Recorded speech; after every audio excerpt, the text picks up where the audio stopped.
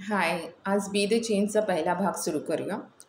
आपण सगळीकडेच म्हणजे कॉमन मॅन सगळीकडे एक end of the consumer chain म्हणजे ग्राहक असतो, कन्झ्युमर असतो आणि बऱ्याच ठिकाणी आपली फसवणूक होते किंवा काही इश्यूज असतात आपल्याला, तर ते कुठे एस्केलेट करायचे हे आपल्याला माहीत नसतं किंवा काही ठिकाणी एस्केलेट करूनही आपल्याला तिथे योग्य तो न्याय मिळत नाही. तर सरकारने याबाबत काही प्रणाली सुरू केली आहे का? तर बऱ्याच जणांना मला वाटतं माहीत असेल हे, पण आपण कंटाळा करतो कंप्लेंट करायला, तक्रार करायला, त्याच्यात वेळ जातो असं. पण अशा वेळी आपण शॉर्ट्स वगैरे बघण्यात बराच वेळ घालवतो. तो ह्याच्यात 2 मिनटं लागतात फक्त. तर आपण ही एक बेसिक गोष्ट समजून घेऊया. ही नॅशनल कन्झ्युमर हेल्पलाईन आहे, जी गव्हर्नमेंटनी सुरू केलेली आहे. ती कधी सुरू केली ती मला आयडिया नाही, पण त्याचा मी पुरेपूर उपयोग करून घेतलेला आहे बऱ्याच गोष्टींसाठी. तर ती आपण नॅशनल कन्झ्युमर हेल्पलाईन गुगलमध्ये टाकली तरी पण येते आणि मी त्याची प्रॉपर एक सिक्युअर्ड जी वेबसाईट आहे ती इथे डिस्प्ले करत आहे. स्क्रीनवर फ्लॅश होईल, तर ते डिस्क्रिप्शन बॉक्समध्येही मी मेन्शन करत आहे. सो ती तुम्ही HTTPS सिक्युअर्ड आहे की नाही हे चेक करून आणि सगळं सर्टिफिकेट वगैरे मॅच करून नंतरच तुम्ही साइन अप किंवा साइन इन करू शकता.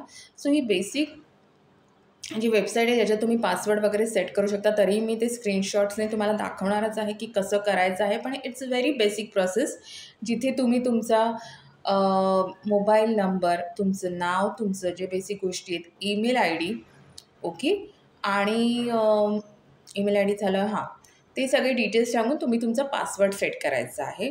आणि तुम्ही पासवर्ड प्रेफर करत असाल तर पासवर्डने लॉग इन करू शकता किंवा बेसिकली जनरली आता आपण OTP प्रेफर करतो. सो फटाफट OTP येतो आणि हां, तर ते OTPने तुम्ही लॉग इन करू शकता. सो ही जी वेबसाईट आहे कन्झ्युमर helpline.gov.in, सो त्याच्यावर आपल्याला पहिले रजिस्टर करावं लागेल. सो तिथे रजिस्टर असतं, लॉग इन असतं. सो रजिस्टर तुम्हाला फर्स्ट टाईम युजरला रजिस्टर करावं लागेल. सो रजिस्टरवर तुम्ही क्लिक केलं तर तिथे सगळे डिटेल्स एंटर करायचे आहेत आणि तुम्ही तुमचा पासवर्ड सेट करायचा आहे, साइन अप करायचं आहे. वन्स यू साइन अप तुम्ही केलं की तुमचं पासवर्ड क्रिएट होऊन तुम्हाला मोबाईलवर नोटिफिकेशन येणार आणि तुम्हाला ईमेलवर नोटिफिकेशन येणार. त्याच्यानंतर तुम्ही साइन इन करू शकता की तुम्ही आता युजर झालात एस्टॅब्लिश. सो तुम्ही पासवर्ड वापरून साइन इन करू शकता किंवा तुम्ही लॉग इन विथ OTP करू शकता. तुमचा मोबाईल नंबर एंटर करा आणि तुम्ही तुमचं OTP जे येईल तेव्हा ते OTP एंटर करायचं आहे आणि मग साइन इन करायचं आहे. त्याच्यानंतर आपल्याला काय काय तिथे कॅटेगरीज आहेत आणि आपण कशा पद्धतीने त्याचा वापर करू शकतो आपल्या डेली लाईफमध्ये सुद्धा, ज्या बऱ्याच गोष्टी त्याच्यातनं सॉर्ट आऊट व्हायला मदत होऊ शकते. मी असं नाही म्हणणार की 100% सक्सेस रेशो आहे, पण नक्कीच मी 10% म्हणू शकते. तो हळूहळू वाढूही शकतो, पण 10% मी नक्कीच म्हणू शकते. सो आपण बघूया पुढच्या स्क्रीनमध्ये की कसं ते काय काय कॅटेगरीज आहेत आणि तुम्ही कसं काय करू शकता. तुमचं लॉग इन झालं की तुम्हाला एक I agree, I do not अग्रीची स्क्रीन येते, जिथे तुम्हाला मेन्शन करायचं असतं की तुमचा इश्यू हा RTI मॅटर्स कोर्ट रिलेटेड किंवा रिलिजियस नाहीये. आय अग्री केल्यानंतर तुम्हाला नेक्स्ट पेज जिथे आपलं तक्रार मेन्शन करायची आहे, सगळे डिटेल्स. सो ग्रीवान्स टाईप इज ग्रीवान्स किंवा क्वेरी. क्वेरी म्हणजे तुम्हाला काही माहिती हवी असेल तर सो जनरली ग्रीवान्स असतं, म्हणजे कंप्लेंट रजिस्टर करायची असते.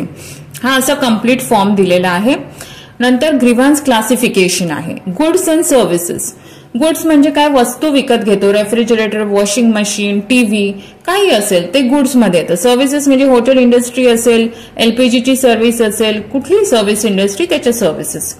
तुमचं स्टेट सिलेक्ट करायचं आहे, महाराष्ट्र आहे, कुठला आहे ते सिलेक्ट करायची आहे, सिटी तुमची.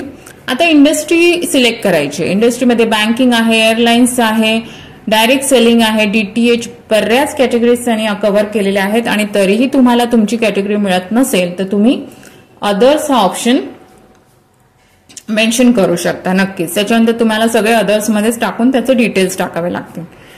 आता टेलिकॉम आहे, तुम्हाला जिओ, वोडाफोन सारखे कंप्लेंट पॅकेज विषयी लिहायचं तर टेलिकॉम सिलेक्ट करू शकता.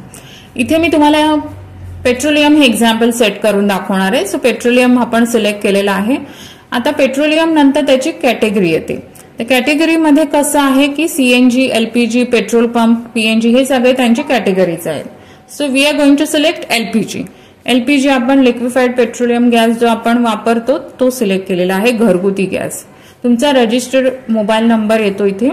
कंपल्सरी कंपनी मिस आउट केलं. कंपनी तुमची कोणती आहे, HPCL लिहा, इथे इंडियन असू शकतं, BP जे तुमचं असेल ते कंपनी तुम्हाला मेन्शन करायची आहे.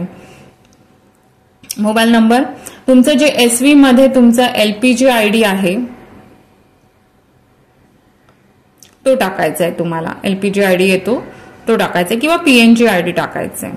नंतर तुमची जी एजन्सी डायरेक्ट HP कंपनी ते तुम्हाला सिलेंडर आणून देत नाही. तुमची एक एजन्सी किंवा डीलर असतो, त्याचं एक नाव असतं, त्याचा ऍड्रेस असतो, ते तुम्हाला तुमच्या लोकल एजन्सीचं डिटेल्स टाकायचे आहेत. डेट ऑफ बुकिंग आणि नंबर ऑफ बुकिंग मॅन्डेटरी आहे. जरी बुकिंग संबंधी कंप्लेंट नसेल तरी तुम्हाला तुम्ही एक हे टाकू शकता, डेट एक टाकू शकता, ते एक मॅन्डेटरी आहे म्हणून. Nature of grievance, nature of grievance म्हणजे काय प्रकार आहे तुमच्या कंप्लेंटचा, काय इश्यू आहे. डीलर्स मिसबिहेवियर आहे, बुकिंग होत नाहीये का, लेट होत आहे का, वेट कमी आहे का ह्याचं सिलेंडरचं. सो इट्स भरपूर सारे ऑप्शन्स आहेत. मिसबिहेव केला आहे का, रिफ्यूज केला आहे का होम डिलिव्हरीला. ओके, तुम्ही स्क्रीनवर बघू शकता की काय काय ऑप्शन्स आहेत. मॅनिपुलेट केलाय का, अनसॅटिस्फॅक्टरी आहे का.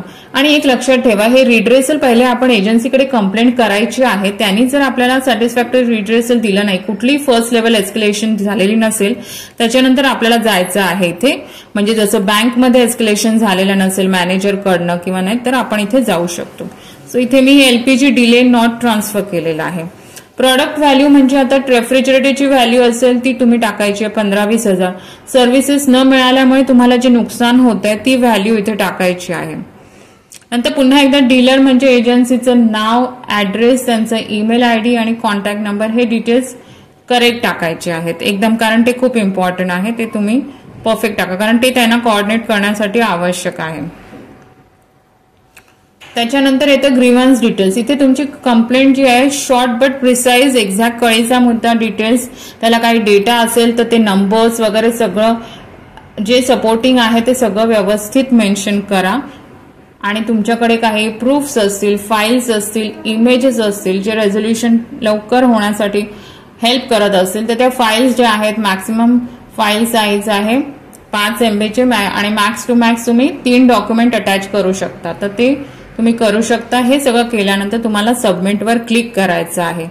So once you submit it, ते सबमिट होतं फटाफट आणि ते तुम्हाला तुमची कंप्लेंट रजिस्टर झाल्यावर तुम्हाला मेसेज किंवा ह्याच्यातनं एक नोटिफिकेशन येतं ईमेलवर. जे तुमच्याकडे प्रूफ्स असतील, म्हणजे एखाद्या कंप्लेंटचा, ऑनलाईन ग्रीव्हन्सचा, त्यांच्या रिड्रेसलचा स्नॅपशॉट असेल किंवा लेखी कंप्लेंट कागदपत्र जी असेल त्याची इमेजेस असतील, तर ते व्यवस्थित तुम्ही अटॅच करू शकता. ही पूर्ण स्क्रीन आहे, त्याच्यावर ते आपल्याला दिसतंय की काय काय आपण डिटेल्स एंटर केलेले आहेत आणि सबमिट केलेले आहेत. त्याच्यानंतर हे सगळं झाल्यानंतर आपण त्याची जी हिस्ट्री आहे किंवा त्याचं स्टेटस आहे ती ग्रीव्हन्स हिस्ट्रीमध्ये लॉग इन पेजवर बघू शकतो. पर्टिक्युलर लिस्ट पॉप्युलेट होते तुमच्या कंप्लेंट्सची. पर्टिक्युलर कंप्लेंटवर जाऊन तुम्ही व्ह्यू डिटेल्स करू शकता आणि त्याच्यामध्ये आपल्याला त्यांचं काय प्रोग्रेस सुरू आहे, कोणाला एस्केलेट केलेलं आहे, ते सगळे डिटेल्स दिसतात. कंप्लेंट क्लोज झाल्यावर तुम्हाला ईमेल आणि फोनवर नोटिफिकेशन देखील येतं. सो अशा पद्धतीने आपण जास्तीत जास्त वेळ काढून आपण आपले इश्यूज इथे नोंदवू शकतो आणि सिस्टम रिफॉर्म करायला मदत करू शकतो. सो ही माहिती जास्तीत जास्त लोकांना शेअर करा, माझ्या चॅनलला सबस्क्राईब करा and thanks for watching. Bye bye.